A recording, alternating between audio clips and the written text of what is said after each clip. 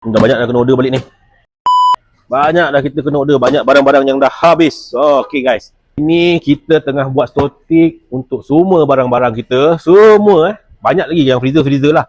Barang-barang basah, semua benda kita akan buat checklist. Lepas tu kita akan restock balik sebelum kita buka kedai nanti. Ni saya memang kena check semua benda yang ada dalam ni, daripada A sampai Z. Okay, ni korang yang datang nanti tu, kalau dia menu yang ada dekat kedai tu semua kita boleh adakan, fulfillkan apa semua kita nak. Okay, hari ni kita dah start nak restock barang-barang. Ada beberapa barang ni, separuh hantar sini, lagi separuh kita hantar dekat depan. Kita sambung kat store pula. Ada separuh ni barang kita nak turunkan dekat outlet pula. Alright. Ya, kat. Ini masuk dalam freezer. Kita dah ready. Yeah. Ingat, rindu mak, ingat Hatta. Follow kami untuk video seterusnya. Ciao.